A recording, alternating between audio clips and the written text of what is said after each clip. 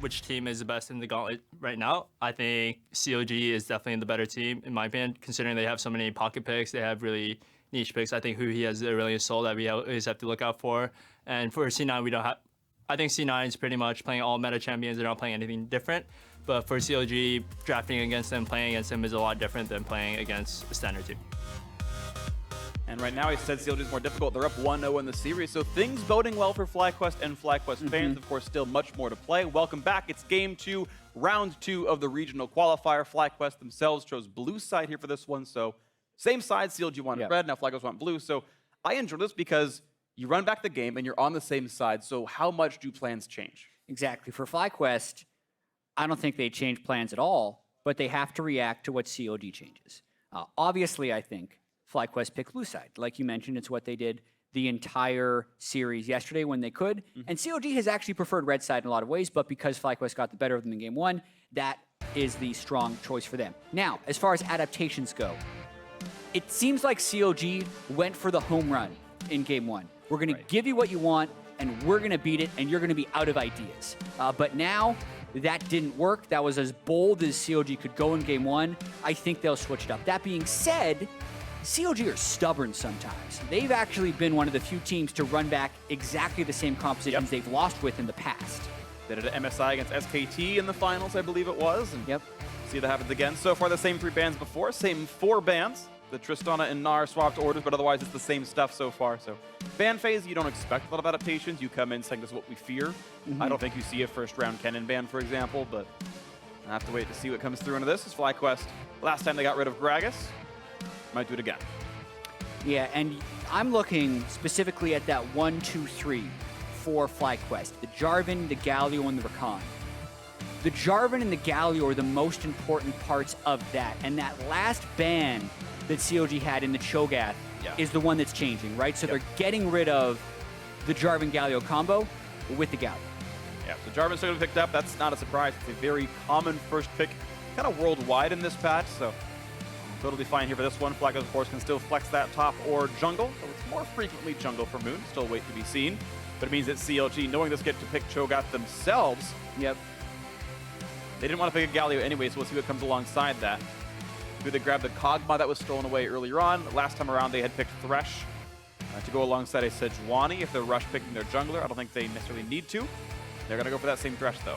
Yeah, and this is interesting, right? Because they're basically saying that they did not think LemonNation's Rakan was a problem, because aphromoo can play Rakan. It is probably the highest priority support globally on this patch, but Thresh is one of the things you can pick into it. No surprise that FlyQuest is going to pick it in this next second or third pick. So yeah, Rakan likes to be grabbed.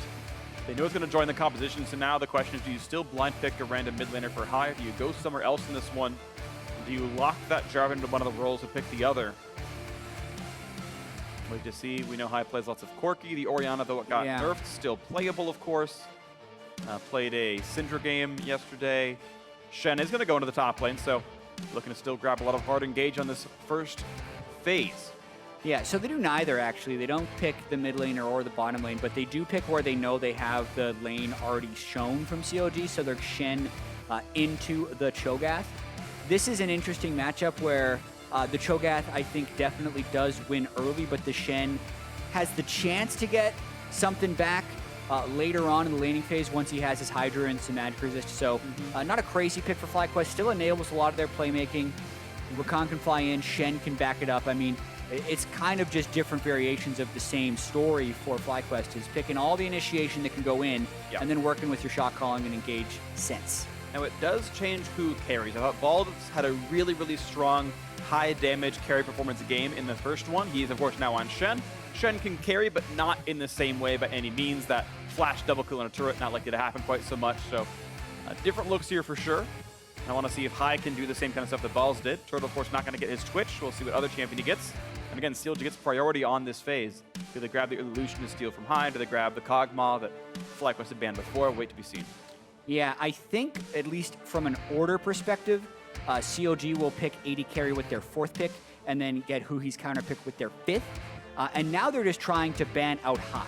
High did make a comment yesterday in the post-game interview about this meta suiting him better than the summer split meta. which is a little perplexing because there's a lot of the same champions being played. He played a ton of Orianna and Corki in the summer split when they were losing a fair bit. Those champions still up, so I'm really curious to see what he goes with, since all we've seen from him so far in the regional qualifier have been Syndra and Galio, and both those champions are now banned. We'll wait to see what comes into this one. Ezreal, the early hover. Now, we'd seen some priority towards Ezreal jungle, but with Sejuani grab, it's unlikely. Ashe instead going to be picked up, so going for utility in the bot lane, and honestly, CLG are scarce on damage right now. Ashe can team fight well, but with a Shen, Rakan, and Jarvan all scaring you, it's unsafe to play Ashe very easily. It's not going to be the easiest game for Stixxay to get damage output in, so a lot of this goes to Huhi, and what he wants to pick, as he's received only one ban from FlyQuest his entire draft. Yeah. Very interesting here. Locking in the Sivir first, that helps against strong, or like balled up teams, so to speak, which CLG is fairly much there. Yep, triple melee. Here we go. Do they go with the double marksman team? Does he go with the Orianna or the Corki? Or does High have something new? Remember, Cassiopeia still exists. It's a champion that is pretty much the highest priority mid laner for everyone, but neither of these guys prioritizing it. 3 seconds to go. What does High want to play? Kennen gonna be picked up again. So the question is the Jarvan flexing to mid for whatever random reason, or is it going to be Kennen in the mid lane? High has played Jarvan mid before, which is why it's not completely outlandish to say so. And he's played Kennen mid, right? Sure, Two things that we almost never see, but now we will see. So the answer to the question, does he go Ori, Corki, or something new? Something new. Something new, for sure. And this is one of the things they get to Aurelion then we get a soul. All right. This is going to be a fun one then. Utility and damage output in one package is going to be fun, draconic. All right. Well, with the Shen picked up, there's actually, I don't know why I even was so concerned about that. Of course, Balls is going to be playing Shen in the top lane, so the Kennen has to go to High. I'm a little silly on that one. I apologize for missing that one earlier on. Yeah, Shen mid seems even less likely than Fiora and Galio, to be honest. So High going to bring out the Kennen. The question now is who plays it better? I'm going to see, Kennen in all kinds of fun roles. Seen him support before as well, so yeah, definitely can do it. But High going to bring out what Balls have done so well with in game 1. Off the Galio, onto the Kennen, and Aurelion Soul for Huhi. Yeah, and these games are so fun because these are two mid laners who subscribe to their own meta. Yep.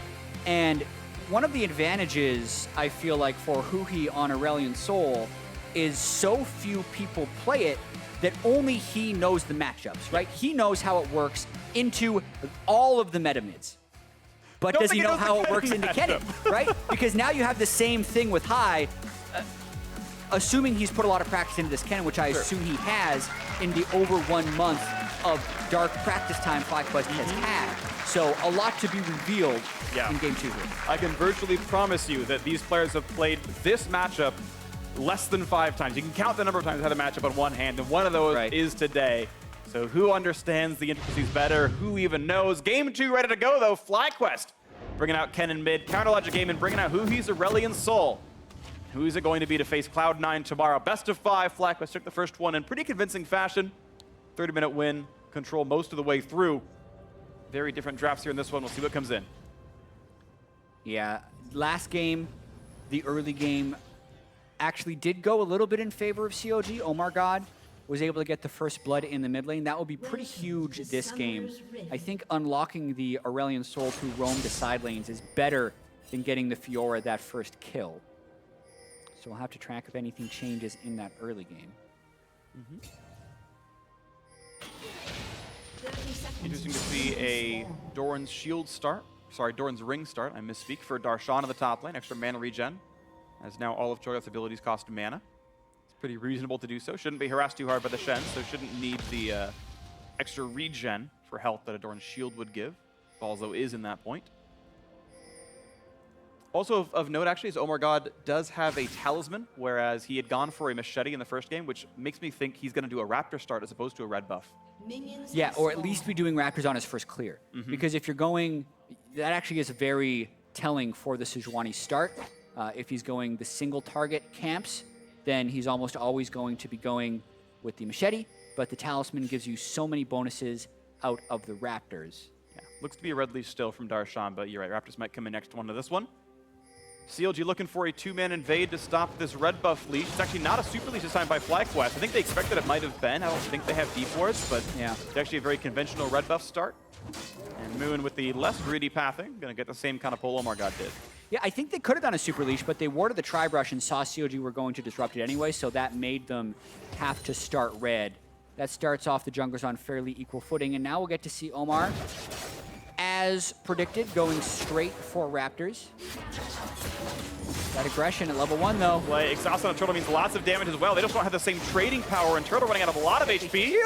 Now he's gonna have the gumption to not go for the flash. Stun comes in onto Huhi, and he's not gonna live through this one. First blood comes through onto Moon at level 2 for him. Level 1 for High, just now leveling up. And no summoner spells burned by either mid laner except for the Ignite for High. But as far as flashes are concerned, they both still have flash, so that's not the way you want to start the Aurelion Sol. And a heady gank there by Moon, understanding the way Huhi at least plays his A-Sol at the start of the game. And he was playing it slow. He wasn't using W. He was last hitting passively, and Moon still goes for it. Like, you can see he's playing far back. He knows the threat of this, Yep. and he still gets jumped by the EQ flash. Gets a little aggressive there, Yeah, and then finally found an aggressive. flash. That's perfect. Perfect timing. Huhi does not flash it. Also knows that High would be able to follow with flash, so would rather have it up for later. Yeah. And he gets cut We got another inside that fight. one. This is a pretty good matchup here. This one, OmarGod looking for the trade back in, but Huhi's running out of health and dies yet again. He's got as many deaths as minion kills at this point. Now OmarGod running away. Not yet to be stunned by the cannon, but oof. What a start for Moon. 2 CS, 2 champion kills, Yep. 3 CS now. Soon to beat 10. He killed red buff, then ganked, then blue buff, then ganked. And he's now killing this one out. And you know, Jack, we talked about the matchup, right? How many people have seen Ken vs. Aurelion Sol? Maybe 3. Now, you know, the tens of thousands watching this game. But it's so easy for High to get away from the stun. There is a mandatory lockout on reactivating the Aurelion Sol Q. You cannot do a melee range stun. And High just jumps into that range, goes, you don't have a Q, lands his full combo on him and gets the setup every time. Has been super effective for them early. Huhi really wants to play around bottom lane. And that's all he's been trying to do right there. That's why he got the control ward, but when placing that control ward, the fight happened. Now trying to clear out vision in the jungle. The plan remains the same, but they are playing from a pretty big deficit now. Yeah, they are. 1,300 gold lead, and Moon, ooh, Wow. when the ward times out, it's likely to have been timed. He's still waiting around. Yeah, Nothing to be besides the had. recall, he has so much gold and hasn't shopped yet. He can go build up towards that Cinderhulk. Actually opts for a different choice here. No Bomby Cinder. Likely Boots the meaning ward. he's going to be invading and ganking more instead of trying to fast clear his jungle, which would be the reason to go for the Bomby Cinder early. Let's see what the plan is. Right now he's walking up the mid lane. And then cuts a little bit of the corner. He's going to put some wards down first to help track what OmarGod's ganks would be. Of course, High does not have flash right now, so he's gankable. And he's actually going to end up spotting OmarGod, who puts his own ward down. But there's a Boots and Ruby Crystal, an advantage for Moon, of course. Those ganks paying for those items pretty handily. And gets the cannon. All right, that was crucial. He needed that money. And High just gets rid of those wards that were just put down. FlyQuest's got to feel pretty good about all of this so far. OmarGod gets some of this camp, and Moon takes away 2 of the small raptors. Yeah, and this is super worrying for CLG, at least with the way the early game is played out, because we already talked about how they have a pretty low damage profile. And oftentimes the way they're trying to play this team composition is just roam around the map, take over, and win around 30 minutes. Losing that mid lane pressure now, with High doubling his CS, and having control ward coverage on the left side, really unlocks the map for FlyQuest, who also have the better late game. Nice shot. Actually predicts the juke and lands the stun towards up Huhi's W. You see if High's coming from too long away, you can land that stun out of Aurelion Sol, but still things to watch out for. Looking out the top lane, a momentarily but short-lived farm lead for Darshan, as Ball's going to catch this wave pretty easily. Nice cannon pick up there for Darshan. And out he goes. Yeah, and just some fun facts on Huhi's Aurelion Sol this year. It is the most received ban for CLG. It's actually banned against them in 66% of their games this year. In the summer split, he's 3-0. On the year, he's 8-1 on it, with only losing to Team Liquid and Golden Glue in one game. Vault Boy. If you can believe it. But other than that, he is absolutely crushed on this pick, only really bringing it out when he deems it is a good situation. So the fact that this has gone awry early is very abnormal for CLG. This guy's beaten, what, SKT with this champion, right? Like, Yeah. this guy is really good at this one, and right now off 0-2, off some really good plays out of Moon and High. Those guys have done great for themselves. Thing is, that used to be the combo way back when FlyQuest was this top-tier North American team when they were challenging for first back in spring. It was the High Moon combo. These two were doing great things, and the summer was entirely lackluster, and now we're in practically the fall split, as you mentioned, the more than a month off that FlyQuest had. Practically are into autumn itself, and we'll see if they can make this one happen now. As 2-0 up, hoping to be 2 up, hoping to be 2 up in the series if they can close this one out. WildTurtle doing just fine in his lane. Ball's winning, and High, of course, the same. So leads everywhere, keeping the push going.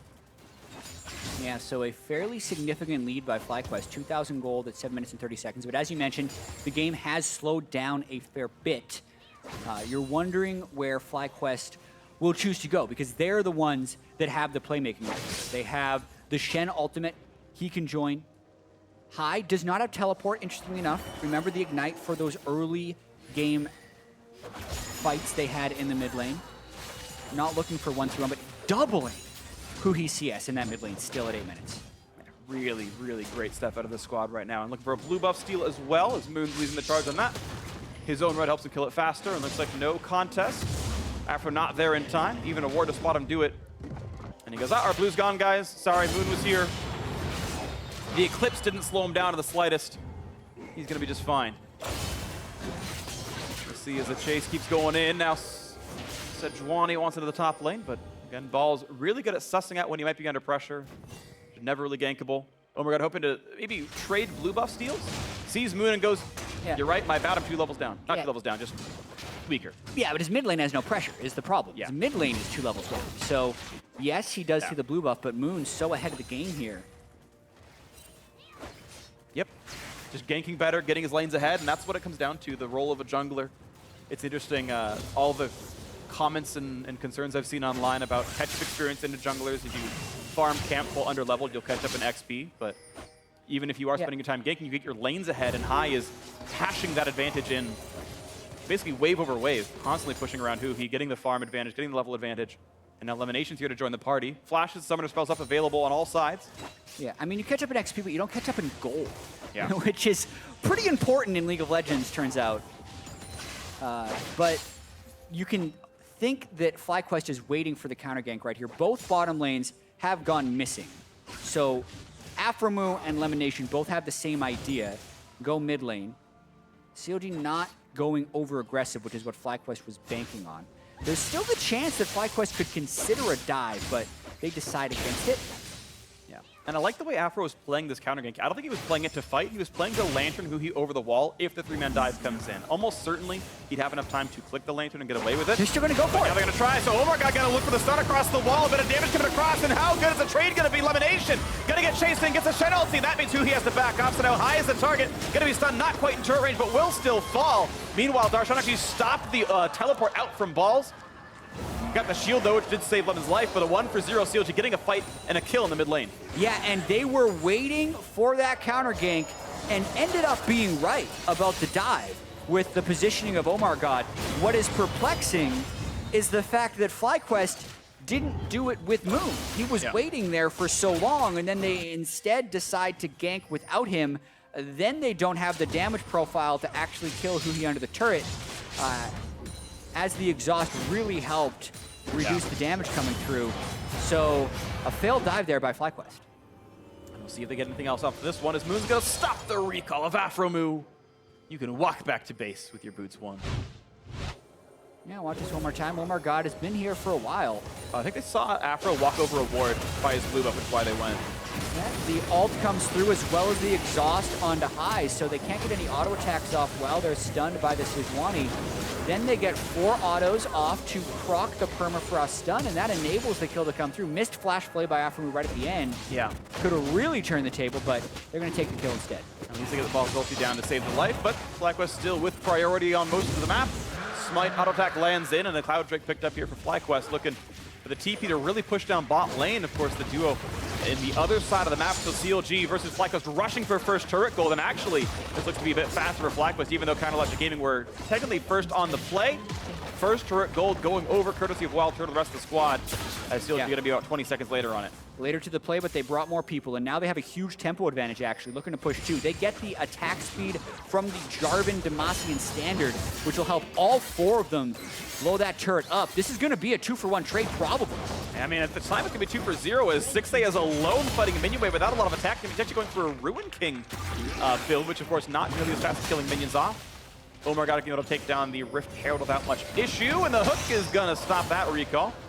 So Afro being annoying, but yeah, still 2-for-1 on turrets, including first turret gold. Now CLG looking for the next play as they brought down 3 to this side of the map. Asher not yet shot out by Stixxay. Ball's not going to be stunned, but is going to be slowed down, and that could trigger Storm Raider soon enough.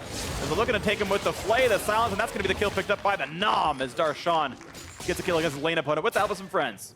Interesting how Balls held on to his flash that whole time. There's a chance he could have escaped, but I'm wondering how much he's relying on that for the next play, being able to taunt flash. Speaking of the extension of the play, though, High roaming up. Ooh, what a spell shield! WildTurtle saw it coming. Just in time, gets away with it.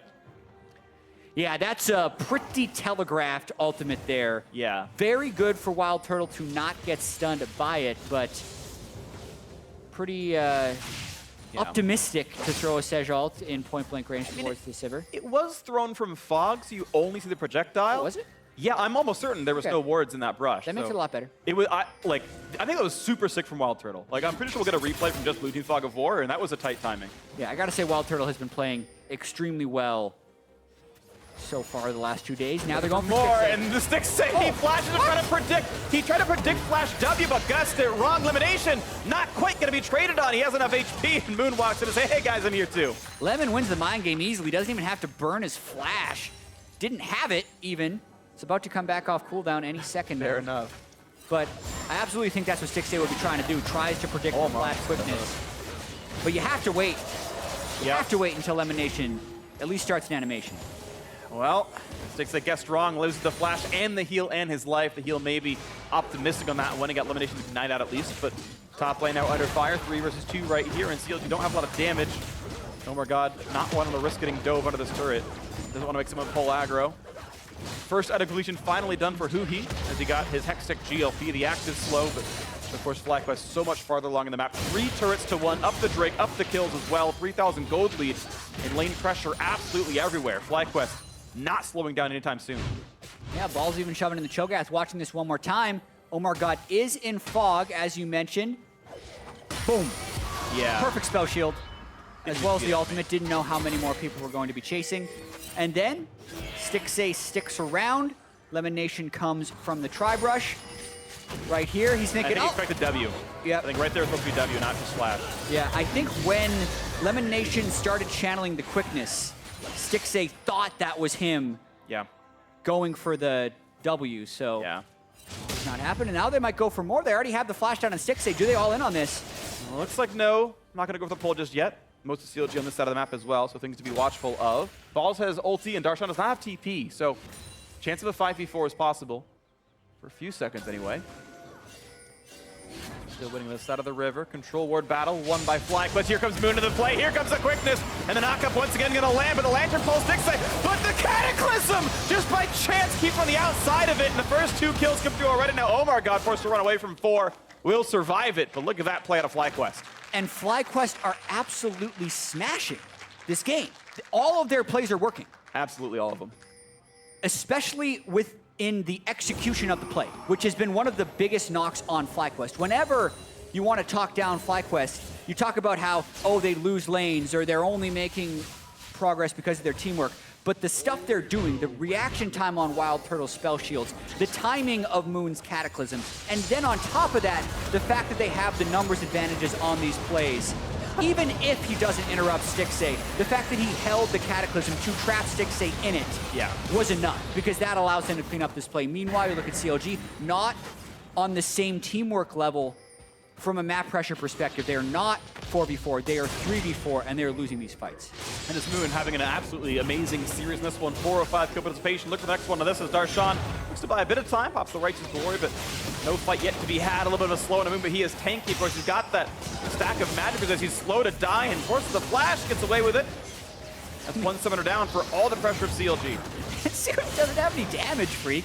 They have the one Nom on Shogat that he needs to be in melee range for. They have the Sejuani stun, which does a percentage of health. Huhi is so far behind, he's taking damage. Stixxay just completed Blade of the Ruin King, and Thresh is a low damage support. So when they go on Moon or Balls, they do not kill him. That gives so much time for WildTurtle to catch up to the fight, get his ricochets going, for High to make it in with an ultimate. The fact that CLG has not snowballed this early game is disastrous because it gives FlyQuest now so much freedom with the way they play and set up plays. Looking very good right now. See what else FlyQuest can get. Nice little stab from LemonNation. Gets a bit of damage on that. And a 4,000 gold lead keeps FlyQuest ahead. Looking to go 2-0 in the best of 5. A nice stun. They're going to go for this one as the fight. The hook's going to land. The chain CC is there. Exhaust as well. They have not yet killed High. He gets away with it, but now LemonNation forced him to the turret. Going to get shot, and that's a big stun on the Moon. And they're not going from just yet. Now turning their attention to that Jar, who does not have escape tools. No flash. Has the ulti Exhaust. Going to land, but the first stun is going to miss. Waiting for ZQ to come back from cooldown, but the Flay going to buy some more time, and the kill comes in. OmarGod getting his second of the game, so CLG showing signs of life off those 2 kills. Yeah, makes the fight long enough, catches FlyQuest in a turret dive mid lane yet again. That's the second time they've turned this around. And still staying in the game, especially if they can pick up this Ocean Drake. Yeah. To help them towards late game. Looks like they got it no problem. Yeah, they'll receive some missing health, missing mana, and they're certainly still missing some gold in kills, but getting back into this one, only 2,000 the deficit. Meaningful still, but less crazy than before as they're going to have to get back into this game. CLG do not want to have to reverse sweep this one. Absolutely not. FlyQuest definitely showing up beyond many expectations, but CLG fighting back right here. Chains the Sedge stun into the Aurelion Sol stun. High never gets his ultimate off, has to flash defensively, and then LemonNation caught in the turret. Then, it's the second time Moon has messed that up. Essentially, he flag and dragged almost in the middle of the wall, it looked like, and the flag will never spawn in terrain. So the flag moves to the left of the terrain, his Q therefore doesn't connect with it, and he doesn't move. So then they easily walk down the kill onto Moon. Nicely done there by CLG to get a little bit more as Huhi picks up his next little piece of the gear. Blue buff grabbed for him as he moves towards Riley's Crystal Scepter. You have to imagine for his next item. Yeah, that seems like the build that he often goes for. Leandry's often his third item as well. Nice attempt there, and a good juke by Moon all the same. He's down some minions. OmarGod taking more of the camp, but here comes OmarGod. He wants WildTurtle, and a good flash gets away before the silence can land, because if that silence hits, he's probably dead. Yeah, mid lane priority, though. CLG decides to group up and force FlyQuest to flank them. They see High top lane. They know that's not a teleporting cannon. They're going to easily take this turret, and the question is, when do they stop? Because High is not called off this play. Yeah, they've got to turn back around. High going to get some damage, but he knows now the team is chasing him, and without TP, he's going to have to recall, and that is 8 seconds he's going to have. So he's able to deny part of a minion wave, get a couple hundred damage to the turret, and stop the rest of that push out of Counter Logic Gaming. They know he's gone. Stixxay didn't want to go for the arrow into Fog. Yeah, after we're going to land him for gold. Hawk shots for safety as well. Knows it's clear. It's really difficult to split push against Huhi's Aurelion Sol because he'll always turn something into a 2v1 if you're trying to create strong split push pressure. But COD's sticking around here. The early game was disastrous. The fact that Huhi had those 2 early deaths and the fact that Moon got off to such a good start. Almost finds the knockup Destin though, and now Huhi has a little free time, knowing he's not under as much threat to knock the minions down, but still going to be enough as one final attack from High knocks down mid outer 4 to 3 in turrets. FlyQuest still holding on to a lead with that nice play into the mid lane off the reset.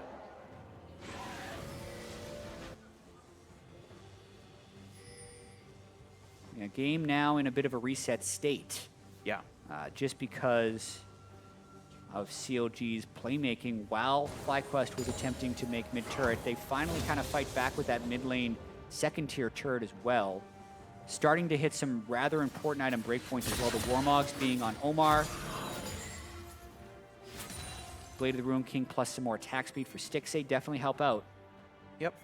Just waiting for FlyQuest to pull off another one of those initiations because they have so many tools to fight. Yeah. Every single one has a team fight focused R button there. Looking for the play again. WildTurtle gonna be slowed. Huhi not gonna land the stun. Not quite the arrow either. Hit the spell shield for it anyway. Good escape by Turtle. Only losing the R button. Not too bad. Yeah. The more COD can do that, though, the more they can desync FlyQuest initiation. Going for a kill. And I don't think he has a way out of this one. The hook's going to land as well. The shot's going to come through Darshan, getting his second kill of the game. Stacked up a bit bigger on the Cho'Gath. The repeat attempt going to land. And FlyQuest isn't grouping, which is really confusing to me. Darshan able to run down WildTurtle, who is flashless, and COG make back-to-back plays. They're going to go right for this. Balls does not have ult, but he does have teleport. Uses it now. Right. This should be a big fight. Onto the back of the pit, 5v4, no turtle, no marksman to be had. And of course, no chop right now for Darshan, so it would be a spite fight if they went for it. Ulti not quite gonna land for the stun, but here comes LemonNation. Doesn't go for much though, that's ulti down. Gotta buy some more time, Sal's not gonna land, but here comes the re-engage. OmarGod once into this one. Ulti's not a lot available for CLG, just pretty much aphromoos. Gonna buy some time as they hit Moon a little bit, but they can't chase through any farther, so the attempt doesn't mean much. And really well played by FlyQuest there to prevent the Baron without getting caught into 5v5 fight. Very clear move to disengage, and they do it quite well as the Sejal not quite able to land true. Now they're the ones starting Baron. They have the controller. They're trying to sneak this. They are trying to, but Hawkshot's gonna see it. It's pretty low up. High's waiting for the engage. He has flash at all. Waiting for the side swipe here. After's gonna spot him.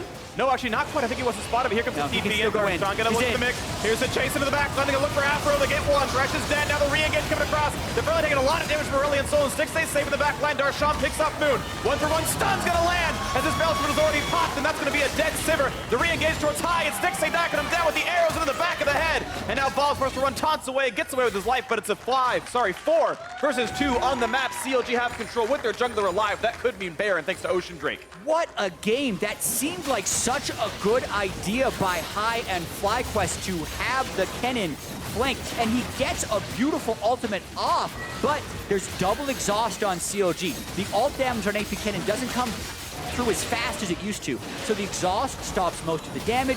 Darshan is crushing now on Cho'Gath, gets another feast execute, the 4th non-minion execute of the game for him, so he's going to be massive on Cho'Gath because he's going to be at least 10 once he just gets minions, and CLG now with a lead. Doing really big things in this one. I love the double Warmogs actually by CLG. It gives them so much more uptime on the map. Their 2 tanks can lose all their health and in under a minute be back full HP, but just by walking around in the river. I mean, it's going to be under 20 seconds to be honest. And they're always healthy, ready to go for the next play. CLG able to consistently play with pressure. I do like the choice. Easy blue buff going to go over to this Aurelion Souls. Huhi's going to stay up, and actually it's a Banshee's Veil's second item. Building again for the durability to withstand all the engaged tools. CLG sitting on a gold lead for pretty much the first time all game. Yeah, that was such a critical fight. Again for CLG, they're just having to win fight after fight to stay in this one and prevent going down 2-0 against FlyQuest. But you'd have to say the momentum is back for them right now. High burned everything in the last fight. You got to see how ready CLG was with the exhaust, you would think. We'll have to see this one more time. FlyQuest ready to peel for this fight. They're not actually taking that much damage from Baron. High flashes over the hook, but eaten by an exhaust pretty early on. Then they took so much damage from the Aurelion Sol right in the middle of that fight. Darshan and Omar just walked down the Sivir, able to just easily finish him off. And at that point, the ricochet damage never comes through. It doesn't go beyond the front line. And they split up well. Stixxay flashed very early away from High to only get tagged, I think, once by RW, and that was it. Got away with it. Close fight here into this one. And now CLG up 1,000 gold. They've got the Baron buff on. Bot lane going to fall first. Let's see what else they have set their sights upon, how big their Baron power play could be. 2 minutes left into this one as they're looking for next bot lane tier 2. Shen is top lane. CLG have succeeded here by being the ones to force the 5v5 fights, even though that has been FlyQuest's bread and butter throughout this regional qualifier during their 4-game winning streak here. But CLG with Baron buff just powering through, and Balls just doesn't want to join with his ultimate until a fight breaks out, but that gives CLG all of the impetus to engage. They've got to guess right. They've got to make sure they pick the right amount of fights to go for, as Balls actually not going to ult across the back. He's going to recall instead to join the fight from the front lines. Maybe a more durable engager on this one, as Balls, I believe, did have the ulti the whole time, but wants to sit with the team, doesn't want to get engaged upon too quickly. And that's going to give away the pressure in that top lane. Could have been hitting the turret this whole time, doesn't want to. CLG now going to go for the next play onto this turret. Couple auto attacks going to land. Stun not quite going to find LemonNation. That is one ult down with a hook in Moon for a bit of damage. OmarGod down to half HP, but again, give him next wave. He's full HP with Warmogs. Exactly. Warmog's Ocean Drake heals up very fast. What he does not get back that quickly is his Glacial Prison, the ult that missed. That's now 65 seconds from being back up again. But like you said, health does tick, tick, tick. Warmogs is awesome in these situations, and they're going to continue the siege. That's pretty much what looks for WildTurtle. He's got the double Zeal at him. He's definitely really big. If he gets the time to do it, it's going to be LemonNation forced to kite away, though. He was afraid of getting shot rather by the arrow. No kills to be had, but that's now 2 ults missing for Chronologic Gaming. That might just signal the retreat. 20 seconds left on the Baron buff.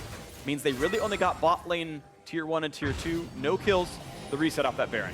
Yeah, really big wave clear by WildTurtle as well, unless CLG was willing to go all in on that initiation, but they're not going to be able to do that unless they land one of their skill shot engages. So hold successful for FlyQuest.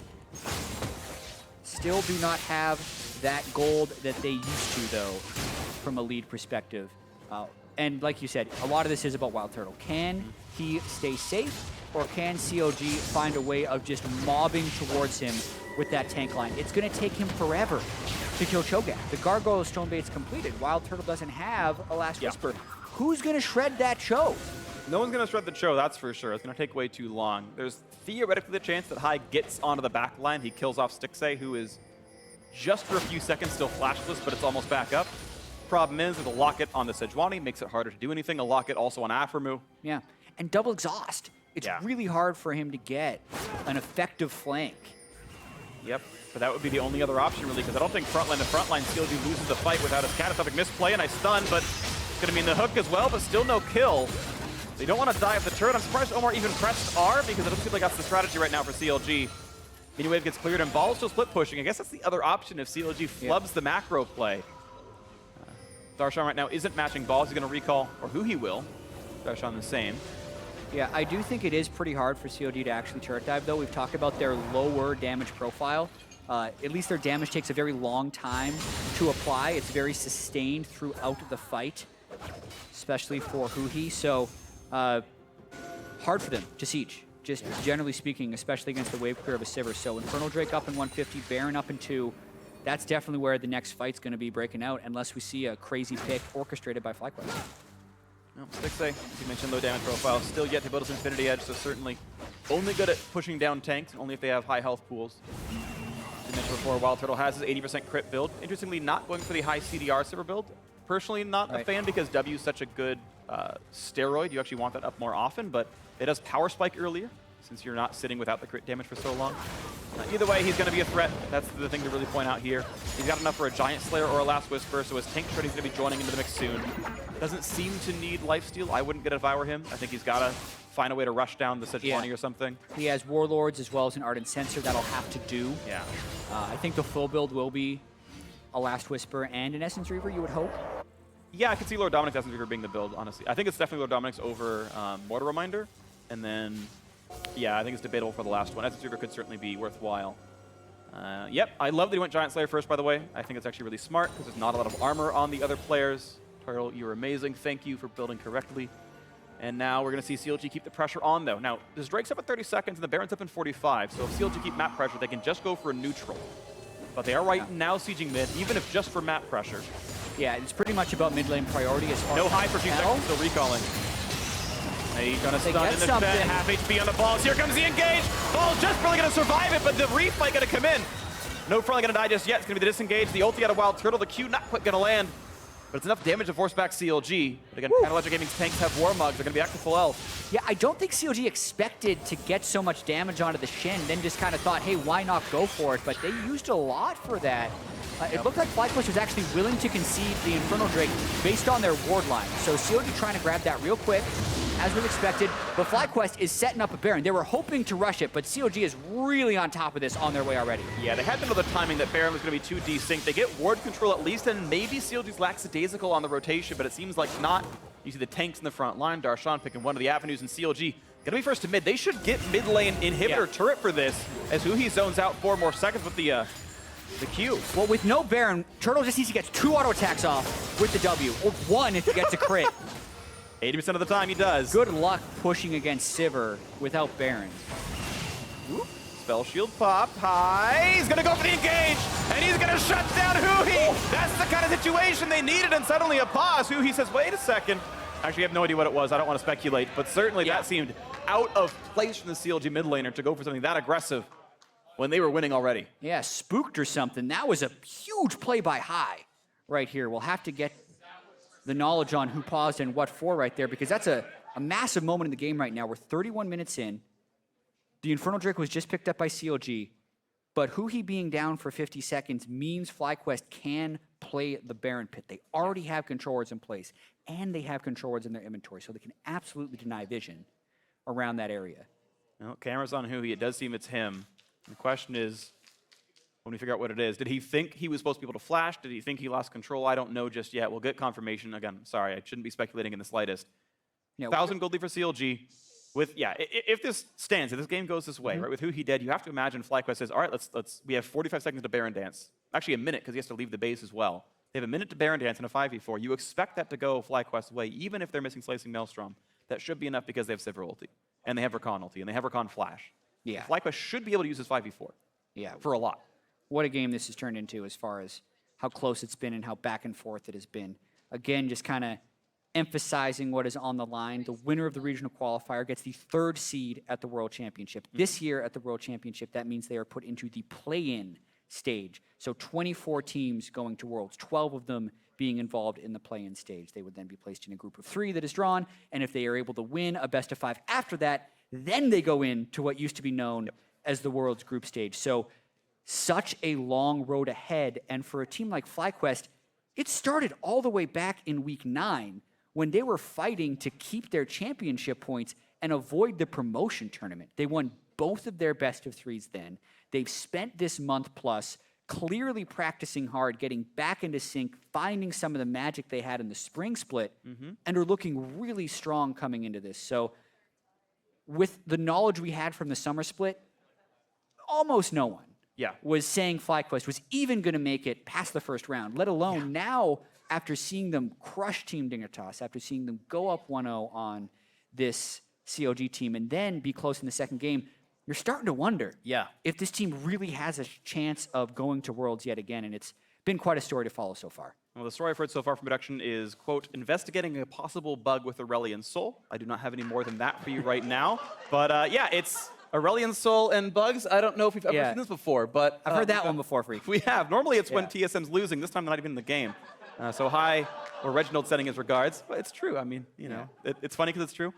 I actually think there's a really funny chain of stories with CLG and FlyQuest interacting. Okay, so FlyQuest even got top 4. The reason they're here is they beat CLG in the spring quarterfinals in that reverse sweep upset. So the fact that CLG are actually fighting in the regional qualifier and not going to Worlds on points is because FlyQuest upset them in the quarterfinal and knocked them into a 6th place. So the 3rd place wasn't enough to get up on points, right? Immortals took them on that spot, C9 the same.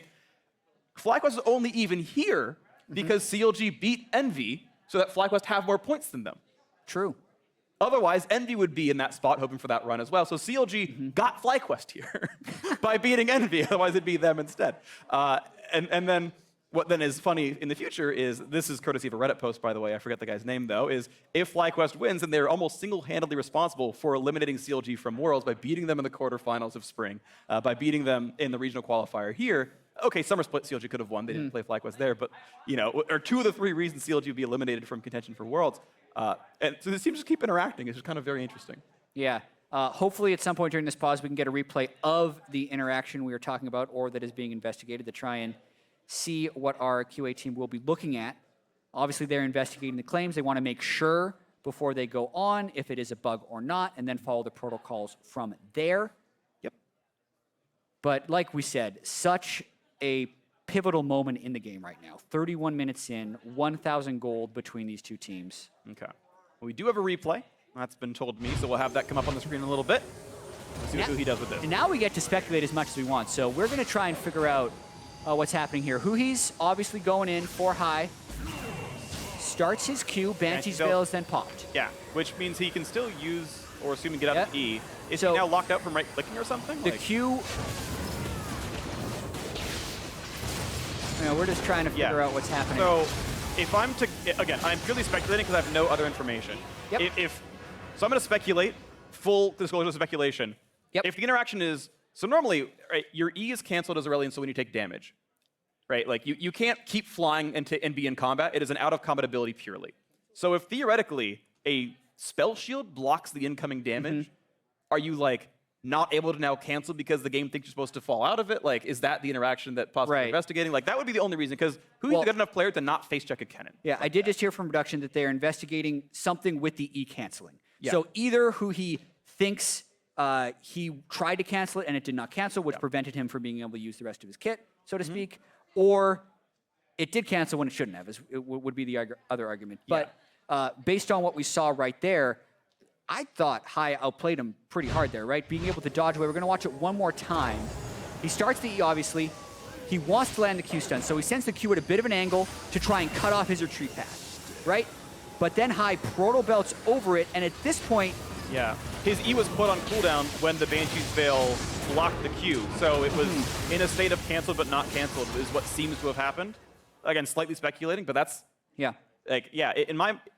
With speculation, I think Huhi wanted to cancel the E. It went on cooldown by showing me that tooltip there, meaning that I'm guessing a Banshee's Veil interaction, it was in a state of cancel but not canceled. He then couldn't right-click out of it. He's still locked in the movement.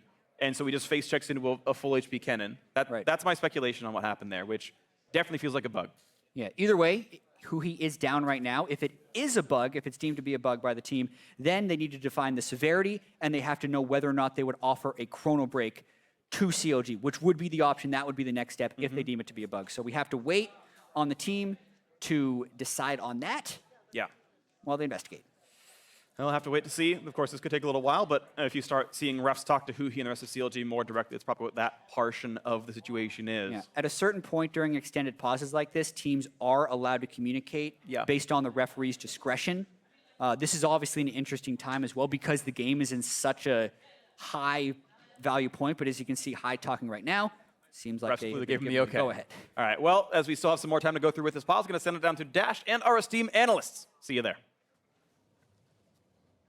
Thank you very much, Free. Got a little bit of time to talk about the game, as unfortunately we have hit a pause due to the investigation of the Aurelion Sol E bug. But it wouldn't be an Aurelion Sol game if we didn't have a bug to investigate. Yeah, I mean, it's just kind of the thing with those champions. Some of them just always have problems. Azir, another one where you feel lucky, you know, when you're able to get through a season without an Azir bug. Well, as the design of the champions gets more complex, obviously opportunity for bugs do arise. But let's talk about this game and the way that it's developing, because a very stark contrast between this one and game one, at least in the approach that both teams have elected to take. I think the big thing is just for CLG, the fact that it went so much worse in the early game compared to game one, but they were able to bounce back a lot better to the point where before this little incident, it looked like they were running away with this game, and that just speaks to the comp being so much better for them. Yeah, I mean, they're playing a much more standard draft. I think that, you know, despite kind of the disaster in mid lane at the very start, I think Huhi and the team bounced back very well.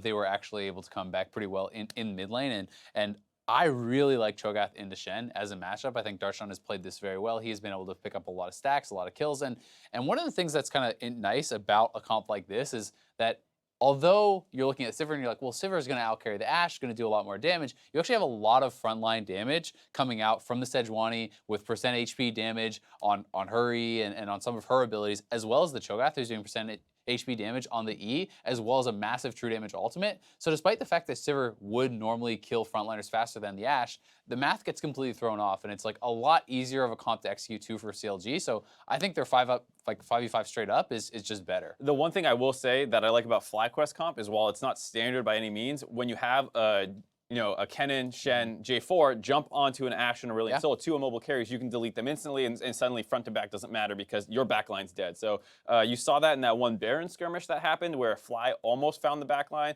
was kind of forced away from it, and both Huhi and Stixxay get out, and then they get smashed in that fight, to your point about just losing straight up 5v5. Either way, both teams have solid 5v5 compositions and have tools to win those 5v5s if things go their way and they execute properly, which is what is so different between this game and the last, right? CLG opting to say, fine, if you're going to put us in situations where we have to respond to quick global objective calls, then we may as well gear ourselves more towards the 5v5 and fight you straight up. Yeah, exactly. Play a more standard game than they did in game one. Not as lane reliant, certainly, and yeah, both teams can obviously win the 5v5s. When you're looking at comps that have the different win conditions within that fight, though, I always tend to favor the teams where it's like, okay, well, FlyQuest, they can win the 5v5, but they need to control vision, get a ward, get a flank, get something in. Like, it feels harder than just pressing Jarvan R, Galio R, start the fight, right? Like, you can't just go through a Sejuani and a Cho'Gath, in my opinion, and find that good. It is still harder, but it is still a more explosive team fight in the sense where, like, if you find them, you instantly win that fight. And I do think that does play better than when you have, like, two massive front lines bumping into each other. You have to play the ranges of all the engaged tools very well. Make sure that as a tank,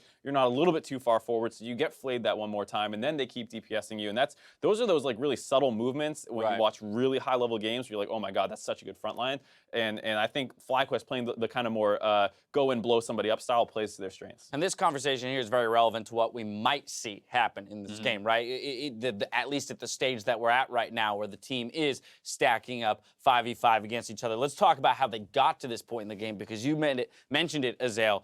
The attention to the mid lane from FlyQuest, putting Huhi behind, but ultimately CLG kind of crafting a very careful response to help get him back into the game. Yeah, I mean, I think this is just why I love seeing CLG back on kind of their more standard comfort picks, because when most people talk about Aurelion Sol, they're like, this champion needs to snowball. It's all about pushing early game and making plays. Roaming. Yeah, and it's get destroyed in lane, but Huhi shows such mastery over the champion. He finds ways to still be relevant. He finds ways to be like, hey, team, I think they're going to dive me now. Come bring the backup, and they're able to play around it. Yeah, I mean, I think he did do a really good job. Credit certainly to aphromoo and OmarGod for covering him, at those times of weakness. I think had they not been able to turn around the first dive that happened on Huhi, I think the game would have snowballed. But yeah, he gave up CS. He died twice to the ganks. Yes, I think there were some misplays from Huhi, perhaps not respecting Moon enough on the flag and drag flash. He could have just early flashed as soon as that came out and certainly would have survived. But it's kind of, do you think he's going to do it? Do you not, right? It's a bit of a guessing game, and Huhi fell short there, but certainly was able to maintain, find his way back into the game, find picks. I think they played well with Ashe and Aurelion Sol in combination, constantly trying to look for those picks on Turtle, especially throughout the mid game, was really nice. I was just about to bring that up, the fact that it looks to be a more difficult game for WildTurtle, just in the sense that he has to be so cautious about getting picked. We've seen multiple times flashing, spell shields, ulting away from fights, which is buying CLG so much of this time to kind of scale back up and help Huhi get the items he needs to become that, ball of death, kind of space control bot that Aurelion Sol becomes. Right. I just think all those attempts at mid, it's just one of those, like, if you think about traditional sports, like, you just keep shooting, and it's going to put pressure on them, and you just need one to really connect. I do have a little bit of news or a little bit of an update on the bug investigation. CLG has been offered a remake, and they have accepted. So we're now looking into the ability to chrono break the situation. That will be the first attempt. If for whatever reason that's not possible, of course, we'd look at actual remake options. And I mean, it does make some sense. Like, right after we watched that replay, it seemed pretty suspect that he continues to go. His team is retreating. Like, he's very clearly trying to zone high out and then retreat with the team, but he continues forward with the flight. So to me, it looks pretty strange. And the fact that it's at such a critical juncture of the game, Shen split pushing, about to put pressure, on the inhibitor turret, that would have been a 5v4 with Baron up, with Shen at your inhibitor, and that would have been, the most important kind of section of yeah, exactly. That's such a huge aspect of bugs in general, is what is the state of the game, right? What is this bug actually going to mean in terms of the circumstance and the consequence within the game? And when you have a Shen who's already about to be on the opposing team's inhib, when the bug occurs, you now lose someone, you're in a 5v4 and have to worry about the split. It was definitely a huge detriment to CLG here if it wasn't, in fact, a bug. Right, and even the point you're saying about, like, just the eyeball test, sometimes you can look at something and be like, that. Just look weird. Yeah, I mean, like, Huhi's so good on Aurelion Sol. I doubt this guy is going to just like, be like, oops, I drifted way too far forward into a Kennen 1v1 who's now in range to ult me. Like, he's not going to make that mistake, hundreds of times. Especially when your team is not coming behind you. Right. It's not like I'm trying to force action. It's like, I shot something, it missed, I'm going to back out, but for some reason it keeps going. But at least this replay, or the bug itself, kind of did give us an example of what you talked about, the immobility of the Aurelion Sol and the Ashe in a fight. And if you do misstep for a moment, right, the bug caused the misstep here, but out of position Aurelion Sol dies instantly to a Kennen and a Jarvan, and you can see how impactful, just the slightest misposition will be as we move into the later stages of this game specifically. Yeah, you certainly can. And also from FlyQuest's point of view, even if you fully accept, okay, it was a bug, he wouldn't have done that, that is still so annoying, right? It feels bad. It's a frustrating situation to be in. And here we can watch it one more time. Like, you can clearly see he's going to try to zone high out. But if you follow the rest of the CLG members on the right side, they start to actually look to retreat. Darshan is walking off to the right, and he's still flying. Like, even Mark brought this up where it's like, even High is kind of confused. He's kind of hesitating to actually pull the trigger on the ultimate because he's like, well, wait, why is he still coming? Is someone else there? Do I not understand something? Yeah, it's one of those things where sometimes you're just like, what is this guy doing exactly? And like, it was one of those, I think everyone had that kind of moment where they tilted their head at Huhi. And just to the point about like the team turning away, they're clearly like, we're under pressure from this Shen. We should probably do something else. And I doubt Huhi's like, let me go try and 1v1 the Kennen. Now, we're not entirely sure where or even if they'll be able to chrono break the game 2 at this point, right? So I don't want to speculate too much, but I do want to talk about, given that this play will ideally be removed from the game, in a sense, how does FlyQuest grab control of this game? Because we talked about this could have been a turning point for FlyQuest where CLG seemed to have wrestled largely the control of this game. I think like right where that replay started, you see that the game is pretty in a neutral state. So if the game goes back anything close to that, it's really not that big of a deal. CLG is probably going to go to Baron and either look to force, or they're just going to reset the Cho'Gath and deal with the Shen. And if you're FlyQuest, like you're saying, you're hoping potentially that they go for the Baron force option, because that plays into FlyQuest kind of really decisive play style. They have to have this Shen with pressure, and then they're probably going to look for, while they're kind of trapped in the Baron pit, maybe they can find that all-in attempt. Right. And I mean, for me, for CLG, they're trying to control vision, eliminate any flank wards, push up in siege, right? Make them actually fight through your team, whereas CLG, they're trying to do that, and FlyQuest is trying to find flanks. They're trying to find some sort of Kennen plus Shen combo to actually get on top of, the Ashe, get on top of the Aurelion Soul. Because if you can pull that off, to Mark's point, it's an extremely explosive comp, and the game can turn like that. We've seen some of the difficulty, though, for High in terms of getting in on those team fights double around exhaust. the Baron, right? You've got a double exhaust for one. Even with the Flash and the Proto Bell at times, even a well-timed flay from aphromoo has kept him out of the fight. And when you don't have that TP on the Kennen, instead of an Ignite, you're not able to kind of start from a TP flank either. That's one of the big things for me was the Ignite. I kind of get it where you want to be able to punish that Aurelion Soul, but I think as the game goes on more and more, you're seeing how much they probably wish they had that TP. There were a couple times where CLG can brute force as hard as they want in the mid lane. We're talking about just keep taking those shots. If you have a TP ward behind you and you blow some ults trying to get onto the Sivir, all of a sudden the Kennen's behind your team. And the fact that he doesn't have that makes those attempts freer. You have less pressure around the Baron, you're less pressure on split push. The Ignite being the summoner choice, while it's hard to criticize because laning phase went so well for the Kennen, as this game goes on, you wish you had that TP. Yeah, if anything, the criticism around the lane phase is what was done after those first 2 kills came through, right? We saw the look and the posturing for the dive. Moon decides to leave that pod. They still go for the dive, and that's where it all kind of started to turn around, as opposed to taking that advantage and say, hey, let's extend it now to our side lanes. We've got a fed Kennen, a fed Jarvan. Can we 4-man dive in the top or the bottom? And I mean, to that point, it just becomes then more about his teammates setting him up, right? Can the Jarvan actually set him up with a flank and Cataclysm and lock them in for that Kennen?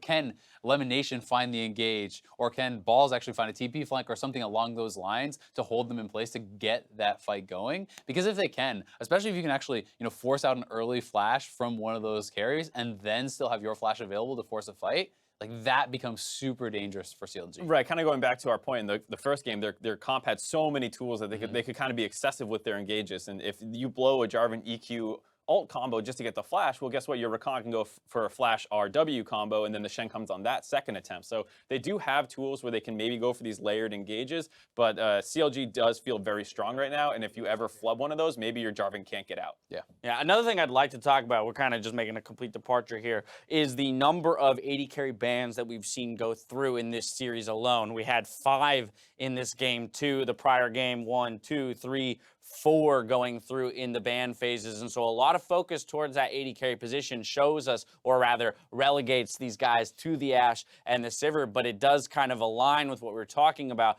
the bot lanes being hugely relevant to the success of both of these teams more recently. Yeah, exactly. And I think it could certainly be a nod to how well WildTurtle actually did play yesterday, right? Try to take away some of his comfort champions, because although Balls played well around the team, in 2 of the 3 games, he got very far behind. behind, right? And High was actually losing lane, I believe, all 3 games as far as farm to Keen. So, they played very well as a team, but individually, the person who was always winning was Turtle. So try to target him, try to take him down off some of these picks. And if you can put them both on kind of more supportive champions, it makes it more about the solo lanes, which is where CLG, I think, has had more strength. And I think that's why you also see FlyQuest throwing a couple bans in there, is because they're trying to make sure that they can keep up and get good matchups for Turtle, because they probably also realize, like, this is our best late game insurance and team fighting policy. So, if we want to make sure that he's relevant in some way, he's not getting bad matchups. And if he ends up pushed down onto something like a Sivir, at least it's into Ashe, where, you might get outranged a little bit, eat some auto attacks, but at least you can spell shield that ultimate and things like that. And both supports quite clearly prioritizing the playmakers still. We've got the Rakan for LemonNation, seems to be a favorite pick of his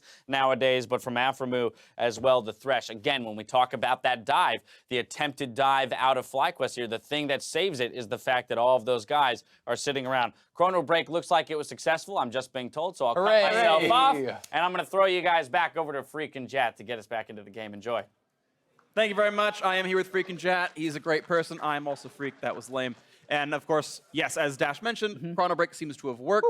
So we will go back some amount of time, probably very little bit into the past, and replay it. Yeah, thank you everyone for sticking with us. As some of you may know, it's not exactly a rewind tool. Chrono Break just records all the inputs from the game, plays them back until before the moment of the bug, and then restarts. So it was running during a lot of that pause. Luckily, they say it is successful, and we'll get back in as soon as possible. And that's great. The referee basically defines a dead ball state in the game, so it's not going to be like a second before rail install hits cannon. They're going to try to find a point of low contact. That is a judgment call. So we're going to get to see where they put it in as far as the remake of the game. Yeah, if I'm gonna guess, it'll be after Infernal Break's taken, the Baron scuffle happens, and like FlyQuest runs back to their base, and they're like kind of both streaming down, like through mid lane and through that jungle. That'd be my guess, which would be like 20 seconds, 15 seconds in the past. Maybe it's before then, but we'll have to see what it ends up being, because they were a little bit interactive right before then, but of course, remains to be seen. The players are sitting back down. A couple of CLG members had taken a break during that pause.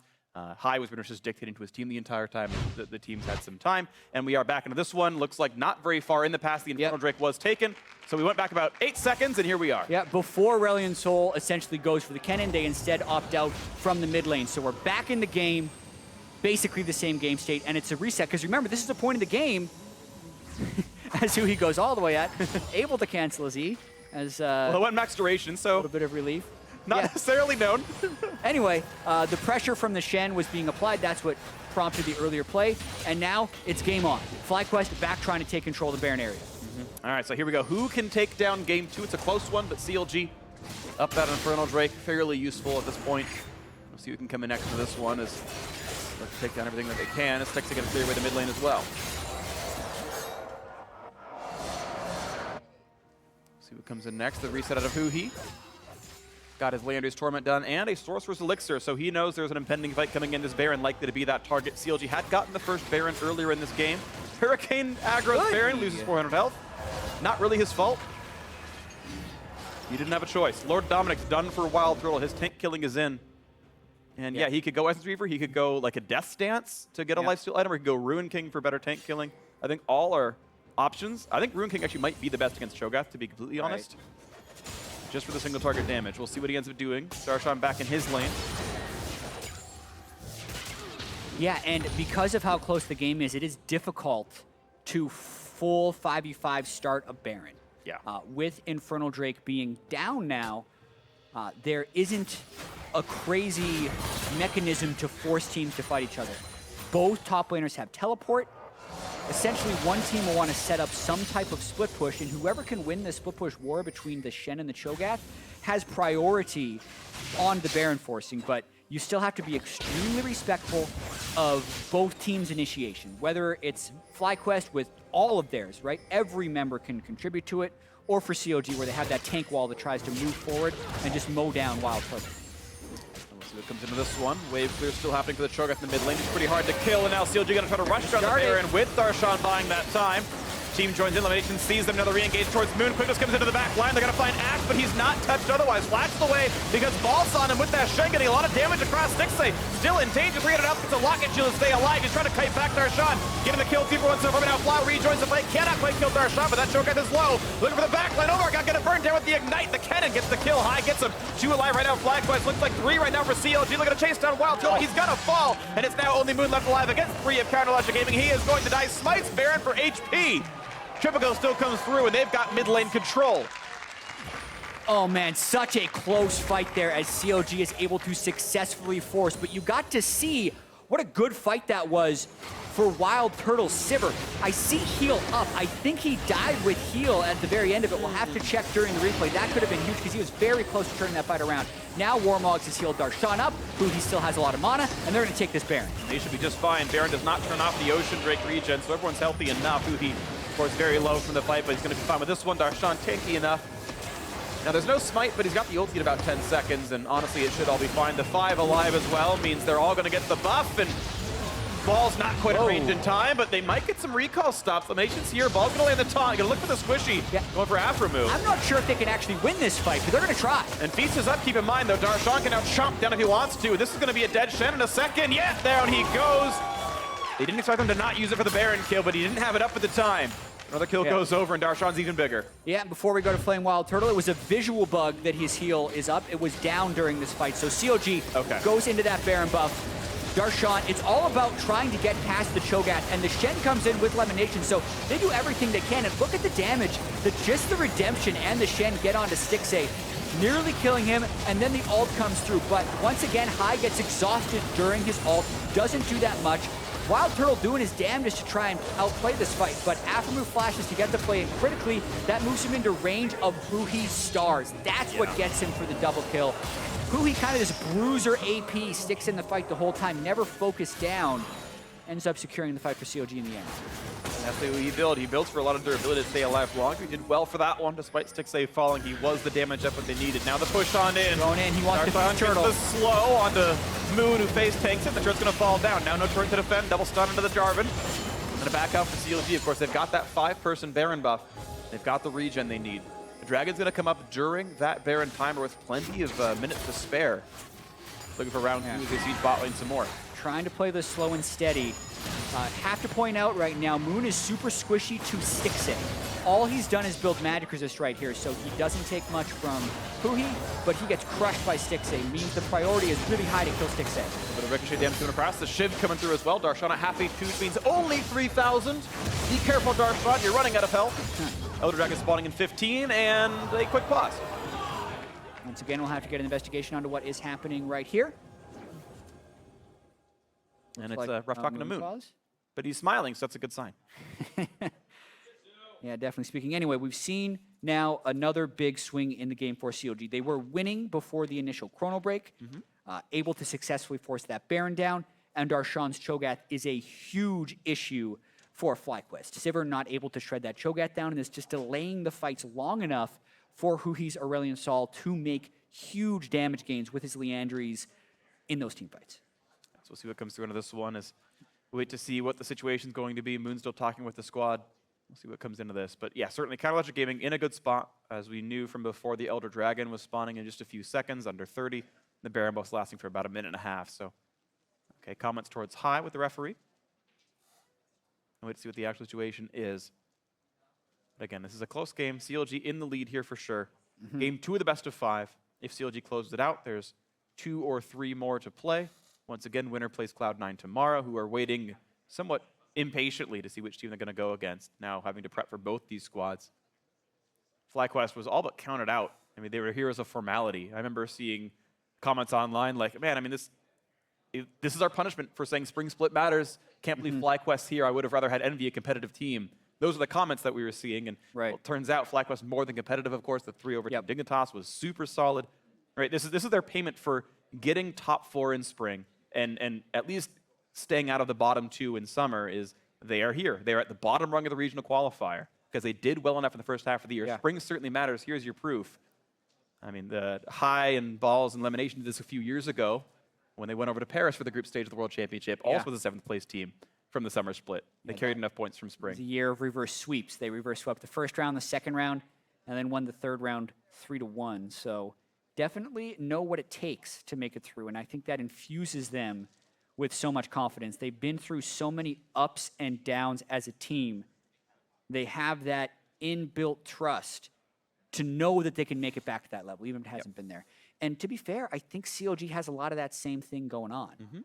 They're a team that was knocked out in the quarterfinals of the spring split, made it to the semifinals, and finished third in the summer split, but still have to prove themselves in this regional qualifier yet again. And just to give the fans an update on what is happening right here, the dragon timers, when they press tab for High and Moon, are missing. So they're trying to just restart the client to get them back.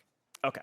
Yeah, that's definitely a big deal because those are important times. You don't want to have to say, "Hey, LemonNation, what's the dragon timer?" I don't have one. That feels unfair. So certainly deserving to pause and reconnect for that one.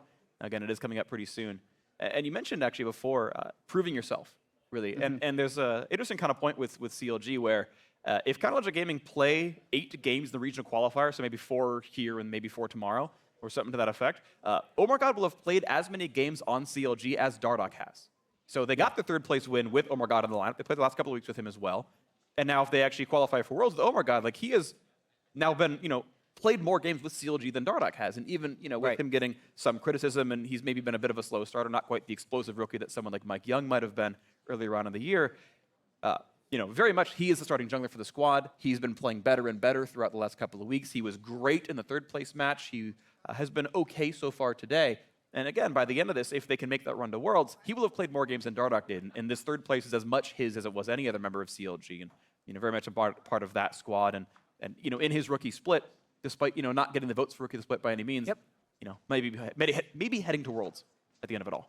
Yeah, and still obviously trying to work through the pause. You can see a lot of communication between the referees, League Ops, and FlyQuest to try and solve this pause. And to speak to CLG and OmarGod a little bit more, it's been nearly 2 months with him starting on the team. He's been on the team for much longer. Obviously, they found him in Scouting Grounds, which is at the very start of the year. He played on CLG Academy, made his road all the way up through here, and now has been involved in many high-pressure games. And even though he hasn't looked great, he does look more a part of the team now than he did when he first subbed in. It's been a rocky road for them to get him into the CLG team, but it is definitely progressing. It definitely is. And shout out to Scouting Grounds. There's another one coming in fairly soon in a week or 2 as well for North America. So that'll be a fun one to watch for. I believe the finals will be broadcast, but the rest of it's going to be all kind of in-house with the teams drafting their squads. So that'll be fun. Actually, it might be in more than 2 weeks. I forget exactly. Anyway, it was been announced. It's online. And Google Scouting Grounds Scouting Grounds is 2017. cool. There are actually some cool extra rules added as well. Basically, it's the no one tricks rule. Like you have to play at most 40% of your games in one champion. I'm getting off topic, so I'll redirect to this one, but again, still a very close fight into this one. Right there, that man on your screen, WildTurtle, he has to be the main carry force. Like, he is the one who's going to be able to kill these tanks. High has built for squishy killing, but with double locket, double exhaust, that cannon's not going to get a lot of work done against the 7,000 health Cho'Gath with the stone plate. It is going to be on Turtle right here. He has gone to Worlds so many times before. He was one of the longest standing TSM members back in the day. He was on the Immortals squad that just barely fell short last year, and then had even that MSI trip with TSM earlier in this split. Like, the man consistently goes to international competition. Yeah. And it was believed that he was going to be an upgrade for FlyQuest, and it was such a slow start in summer. Yeah, WildTurtle is an incredibly experienced player. There's been 10 North American LCS finals. He's been in 7 of them.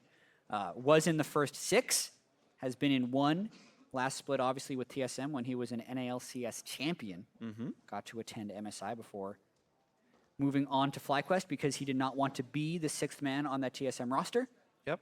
Even though it was offered to him, wanted to try and make his own way on FlyQuest, and this would be, once again, his opportunity too. He was player of the series yesterday. 1 death in 3 games. 1 death in 3 games. Perfect positioning for pretty much all of those fights. Has had very good positioning here. I love that I can hear High yelling. He is so loud. Normally I hear him in the battle theater, especially when before we got Olivie, I'd stand by the side of the stage, wait to do the interview with the winning team, and for whatever reason, FlyQuest kept being on red side, so I'm 15 feet from High, and I could just hear all his shot calls the last 10 minutes of the game. All right, I'm in position, ready to go, and it's all him talking about positioning and the flanking and how long the mid lane is going to show up, and he's almost always exactly right and how long it's going to take. And then here I am a story above and 50 feet away, whatever. I'm wearing headphones and I can still make out half the words he's saying. The man is communicative. That's for sure. Definitely been stronger for their communication as well in this regional qualifier so far. Yeah. About 5 games in. Just waiting to get an update on what the solve is, whether or not it is a playthrough, whether or not they're able to fix it. Yeah. We'll get that information to you as soon as we get it. At this point, a simple client restart would have happened. I think even a computer restart would have come through at this point. So, yeah, as you said, Jat, waiting to hear the rest of the details into this one. Maybe it even goes back to the analyst desk for a little bit. I'm not sure just yet. But again, we got 2 minutes later than, than the previous pause for maybe a slightly less impacting but still important bug. And CLG, again, in the lead this time around. It wasn't an Aurelion Soul just nosediving into a barn door and crashing and burning. So you expect CLG to keep pressure. And if you play the game out, I would say 7 times out of 10, CLG probably wins this one and makes it 1-1. But that 3 out of 10, of course, still a possibility for FlyQuest. Yeah, anything can happen in these games. And I just got the update from production. So the Dragon timers are still missing for FlyQuest, but they have confirmed that Elder Dragon is spawning now. So the fact that the timer does or does not work becomes irrelevant because they have told FlyQuest that the Elder Dragon will be coming up in 16 seconds. They told them that exact time, and they're saying play through. And likely that yellow mark in the bottom right corner as well in the minimap also probably shows in their clients as well, even if the tab timer does not. So timers are in. Elder Dragon in about 5 seconds, and CLG, again, they are there first. They've got a full health Cho'Gath, and they have seemingly every single summoner spell and ultimate available. See that ends up being the case here. Stixxay just straight up starting. Knock this one down as fast as he can. He got the Infinity Edge done. He's got plenty of damage here. OmarGod tanking up as well, and FlyQuest seem to be zoned out. No one is coming through that river. No one's going through the jungle. This is going to be Elder Dragon for CLG. And pause or not, they had no way of contesting. Elder Dragon picked up now. Kind Gaming 6,000 gold up. Baron buff should still be on for, I believe, 40 seconds. And this Elder Dragon on them as well. Yeah, another recall comes through for CLG. They are super buffed, so to speak, right now. Baron, Elder, getting the true damage burn stacked up a little bit. Also 50% more effectiveness on the Infernal and the Ocean Drake. Yep. Locket Stoneplate on 2 people, so massive shields can come through in team fights. If anyone sticks back to help shield Stixxay, a lot of that goes to make Huhi's Kennen more and more irrelevant as this game goes on. Not only does he have to contend with double exhaust, he has to contend with 3 different lockets. Yes, he does. He's got a Void Staff for himself, but he's picked up a QSS to deal with some of these stuns and silences, but that means he's roughly out of damage slots in the build. He's got 1 left for maybe a Zhonya's when he chugs the Elixir. Darshan pops the Iron Elixir. He's got about 7,000 health, and Aurelion still coming down the mid lane with the big star in tow. Huhi wanted to be just that for the team as he runs forward and zones them off the turret. And it does create a lot of distance. Mid lane going to fall. The Baron going to time out in a few more seconds, but with Elder Dragon on, mid lane has fallen and bot lane is next. Already have an exposed inhibitor. It's a really tall task for FlyQuest to fight them now. The correct choice may actually to be going down 2 inhibitors. WildTurtle will be able to clear that no problem as Sivir. One of the things you can do with Sivir, more 3 inhibitor comebacks than many other champions. Yep, and Darshan, you can see, takes a lot of damage, loses about a third of his health bar. The chomp on in, look at the burst damage. Boss is gone for the start of it. That is a tank dyke from over half HP. Darshan gonna walk back up to the team, and now, the question is with the next wave coming in, no one cleared that one out from CLG. 5v4 looking to now knock down the Nexus itself. They could be going for the win here. Still have Elder Dragon. Balls was killed defending that inhibitor. They would love to have him now. Looking for the AoE, 200 damage across, and everybody, Stixxay losing a bit of his health bar, but CLG gonna have to wait for the next wave now. It's coming through from the bot lane. Wave clear, life steal, Stixxay back to full HP. Elder Dragon still on for about 30 more seconds. It'll time out after this wave, roughly. Just got to get that 1 ricochet in. 20 seconds till Shen is back up. Moon gonna knock sheet, get the knockup onto Darshan. Here comes the attack towards his turret. Stixxay putting the attacks into that one, 5v4. Here comes the stuns. Can he get to the back line? No, the shields are simply too high. Not a lot of damage to tell anyway. Now the re-engage towards side. They're gonna knock down the Kennen. And now to the back line they go. The shots coming through. A double kill for Stixxay. Make it 3. That's the ace in the game 2 win. Gonna go to Counterlogic Gaming. 1-1 in the series. It seems like it took longer than 40 minutes, but they win in 39. Yeah, only 39 minutes, Freak. Can you believe how fast that game was? Anyway, this means we are in for a series. Yes, we no are. sweep for FlyQuest. They suffer their first loss of the regional qualifier. Who can win this extended best of 5? And also, how do they adapt to that and maintain their composure through all of those delays? Because that was a very long process to finish that game. Yeah. CLG did have control for a lot of it, especially as they came back from FlyQuest's early game. And it's going to be very important from the coaching staff to be able to reshape the thinking around that game, figure out where it was actually won and lost, because there was so much ebb and flow throughout that game that eventually led to the CLG victory. Yeah, a very interesting one. Hard to keep track of all the points of it as well, certainly because of the extended circumstance of this one. I'm sure the VOD watch is going to enjoy skipping through 50 minutes at a time, but it was a fun one, absolutely. Either way, Game 2 did go to Chronological Gaming, so now we're going to send it over to our analyst to break down that long-winded win. Thank you very much, Freak. I mean, a whole lot of craziness unfolded in that game with a couple of pauses, as well as a beautiful start for FlyQuest, the eventual comeback from CLG to even us up at 1-1. Gentlemen, we talked a little bit about Champion Select already during those pauses and how both of these teams this time opting for much more of a 5 versus 5 composition so that it would be the better team that reigns supreme at the end of it. Yeah, and I think both team comps have like a lot of playmaking in the early game. The Aurelion Sol can get out and influence the lanes. The Shen has the teleport play. The Kennen and Jarvan and Shen come up at bottom. Yeah, Ash Arrow to set stuff up. Yeah, so there's a lot of playmaking on both sides, and you have to tip your cap to FlyQuest for probably out executing CLG in the first, levels 1 through 5, but then they start coming back when 6 and on. Yeah, and I mean, you've also got to say that despite the fact, we talked a lot about the difference between compositions, right, and how explosive the engage can be from an AP Kennen, with all this dive. One of the things that kind of throws a wrench in the gear of that, as we are going to see in some of these early plays, is just itemization, right? And that's something that I think CLG did really well with triple locket, double exhaust in the late game was very hard for Kennen, but this was some of the good pathing from Moon that we were talking about. And you were talking about potentially preemptive flashing. It's a really dicey thing because if you don't flash, or if you flash and he doesn't, he can just go for a flash knock-up on the next one. Either way, Huhi saves his flash. Doesn't matter, goes down right there. In a second attempt, this is 2 deaths right away. And like we were saying, 2 kills, 2 CS for Moon.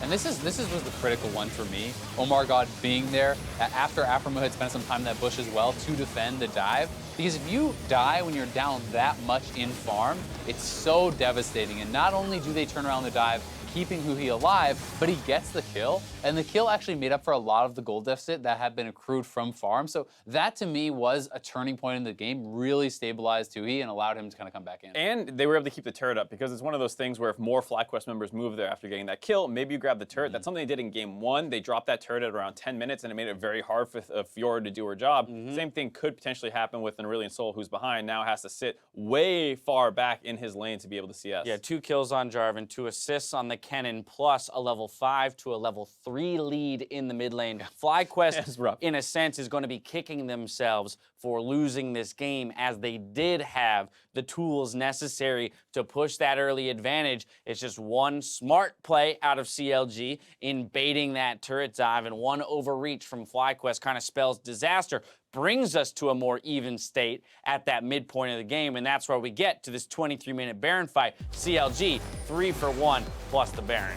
Yeah, I mean, this was a point in the game where Darshan was very strong, and the key thing to me was actually that aphromoo checked the bottom brush, making High move further back, so even though he had his flash and his proto belt, it didn't get him fully on top of Stixxay, so Stixxay with a really quick flash is able to get out of the ultimate and not get stunned, and that means he survives. They don't have enough damage to actually finish off the fight. Right, Afro threw a hook, it forced High to flash over it, but he didn't want to flash it. He wants to save that flash till he's actually on top of Stixxay to get that instant stun, and because he was using his mobility early just to get in range, like you're saying, can't actually get that. There were a number of fights kind of like that where they were not able to combo their backline damage. We were talking about if you get the Jarvan knock up with a Shen taunt at the same time. With the Rakan, yeah, with everything. With anything, and you didn't really need all 4 to be on at the same time, but you need 2, and it felt like a lot of times they didn't quite have the 2 they needed. Right, already you could see to a degree how difficult it was for them to burst out the backline targets of CLG, but that's where we go back to the point you made early on here, Azael. The smart itemization out of CLG defensively in terms of living through that burst damage so that they could eventually push through the remainder of those team fights. I mean, Locket, there is a diminishing return on the shield. I believe it's cut in half after the first one, but you have three Lockets at the end of the game. You have double exhaust. 2 of them are Stoneplate Lockets. As long as one of those Stoneplate Locket users is the first guy to do it, that's like 2,500 shield or something like that. And then, oh, the next one's only 1,200. Oh, the next one after that from the support is maybe another 600 or something like that. And still, you have 3,000 to 4,000 worth of shielding on your Ashe. Kennen is only burst. You have almost no sustained damage as an AP Kennen in that fight. And by removing him completely from the fight, it allows these frontliners to then just pressure the Ashe. And it's like, you take your Ashe, you pressure Sivir. That's the only one who you have to deal with. Yeah, it's just really smart to be able to shut down the one win condition FlyQuest kind of had of instant burst in the back line. It's going to be on FlyQuest now to kind of bounce back from this game just because I thought they had a really good early game plan, but I would be surprised if CLG stick on red side. It doesn't feel like they're getting too much out of it. CLG moves to blue side. I just received word. So good call on that one. Yeah. I can follow a trend that's like, hey, we're struggling a lot on red side. Maybe we want to try that first pick J4. So we'll see what they choose to do. Absolutely, but I do think it is important too to note that while the members on CLG continue to get tanky and provide tankiness to those backline carries, you also have a Cho'Gath that is now capable of absolutely obliterating FlyQuest frontline. You saw it there when they were pushing it on the base. You know, a full tank Shen essentially stands no chance in terms of frontlining for damage. I mean, Cho'Gath shreds tanks. It's actually pretty insane when you have that many stacks because each stack increases the percent HP damage of your E on hit. And he had like, what, 12 stacks by the end of the game? You're doing massive amounts of that. They got Shen to about half HP. And Chef, he just dies. He just died. Crazy. He just died. So it becomes a very much a one tank composition. If you even can call Jarvan a tank at that point, easy team fight wins for CLG from that point onward. We're going to step away for a bit. When we return, CLG and FlyQuest go back at it again as the series is tied up. We'll see who can come out ahead in Game 3 after the break.